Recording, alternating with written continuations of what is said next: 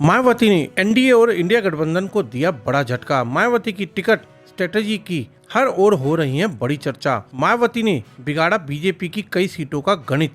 मायावती के चक्कर में फंस रहे हैं दोनों बड़े दल। चलिए दोस्तों, इन सारी खबरों को बड़े विस्तार से जानते हैं और आप लोगों से विनम्र निवेदन है, चैनल को सब्सक्राइब करें, बेल आइकन जरूर दबाएं क्योंकि मेरे आने वाली वीडियो का लिंक सबसे पहले आपको मिलेगा। चलिए आगे बढ़ते हैं। लोकसभा चुनाव 2024 में एनडीए और इंडिया गठबंधन के बीच करो या मरो की स्थिति बन चुकी है। मोदी लहर को रोकने के लिए अखिलेश यादव को लेकर राहुल गांधी समेत तमाम विरोधी दल एकजुट हो गए हैं।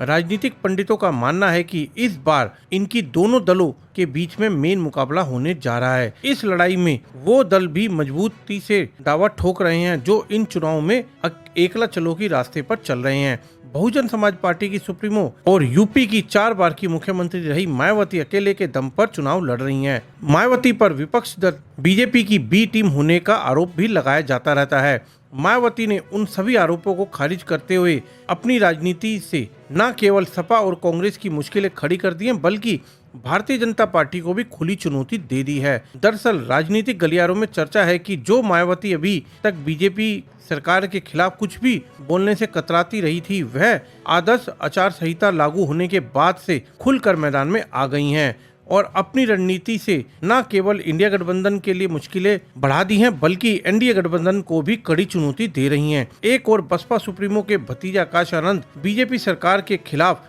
जमकर निशाना साध रहे हैं और वहीं दूसरी ओर मायावती अपने टिकट वितरण के दोनों गठबंधनों को कड़ी टक्कर दे रही हैं। यहाँ तक कि वह बहुजन समाज पार्टी ने कई सीटों पर मुस्लिम उम्मीदवारों को उतारकर समाजवादी पार्टी और कांग्रेस के लिए मुश्किलें खड़ी कर दी हैं और वहीं सीट के जातीय समीकरण को ध्यान में रखकर ब्राह्मण, ठाकुर और अन्य जाति के कैंडिडेट उतारकर बीजेपी को कड़ी चुनौती दे रही है। इसका उदाहरण जौनपुर सीट है, जहां से बसपा ने पूर्व सांसद धनंजय सिंह की पत्नी को टिकट देकर बीजेपी को तगड़ा झटका दे दिया है। बसपा सुप्रीमो मायावती इस रणनीति पर वरिष्ठ पत्रकार नवल कांत सिन्हा बता रहे हैं कि बहुजन समाज पार्टी को जो सफलता पिछले लोकसभा चुनाव में समाजवादी पार्टी के साथ लड़ने पर मिली थी, वो सफलता अकेले चुनाव लड़ने पर भी नहीं मिलने वाली है। हालांकि मायावती को सबसे ज्यादा चिंता अपने कैडर वोटर की है क्योंकि बसपा और सपा का वोट बैंक अलग अलग है। उन्होंने बताया कि 2019 में लोकसभा चुनाव में जिन सीटों पर समाजवादी पार्टी के उम्मीदवार चुनाव लड़ रहे थे, वहां पर बसपा के वोटरों ने सपा को वोट ना करके बीजेपी कैंडिडेट का समर्थन कर दिया। यही वजह है कि मायावती को डर है कि अगर गठबंधन करने की वजह से कहीं हमारा वोटर बीजेपी में चला ना जाए और इसी कारण बसपा सुप्रीमो इस राह से लोकसभा का त्याग कर रही हैं, जो गठबंधन के साथ एक बड़ी सफलता में तब्दील हो सकता था। वरिष्ठ पत्रकार ने बताया है कि वह कहां तक सच है। बीएसपी बीजेपी की बी टीम है, यह कहना मुश्किल है। इतना जरूर है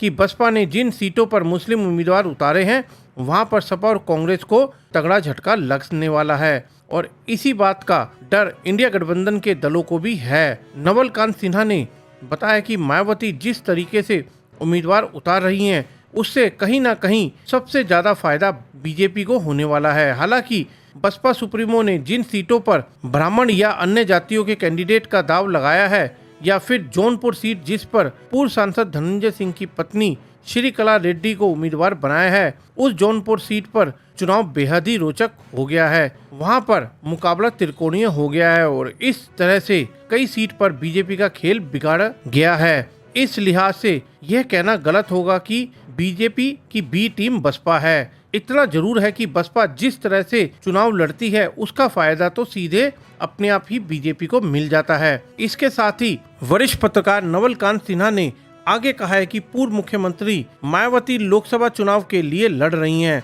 जहां जहां उन्हें लग रहा है कि मजबूत कैंडिडेट खड़े कर सकते हैं, वहां उन्हें कैंडिडेट देने की कोशिश की गई है। हालांकि उनकी नज़र में लोकसभा चुनाव नहीं बल्कि 2027 का विधानसभा चुनाव है, लेकिन बसपा सुप्रीमो मायावती लोकसभा चुनाव के जरिए खुद को फिर से ताकत के साथ खड़ा करना चाहती है ताकि बसपा का कैडर वोट बैंक कहीं भी ना छिटके। इसी वजह से बहुजन समाज पार्टी लोकसभा चुनाव 2024 अकेले के दम पर लड़ रही है। इसके साथ ही वरिष्ठ पत्रकार नवल कांत सिन्हा ने आगे कहा है कि पूर्व मुख्यमंत्री मायावती लोकसभा चुनाव के लिए लड़ रही हैं, जहां जहां उन्होंने लग रहा है कि मजबूत कैंडिडेट खड़े कर सकते हैं वहां अच्छे कैंडिडेट देने की कोशिश कर रही हैं। हालांकि उनकी नजर में लोकसभा चुनाव नहीं बल्कि 2027 का विधानसभा चुनाव है। इसीलिए बसपा सुप्रीमो मायावती लोकसभा चुनाव के जरिए खुद को फिर से ताकत के साथ खड़ा करना चाहती है ताकि बसपा का कैडर वोट बैंक कहीं ना छिटक जाए। इसी वजह से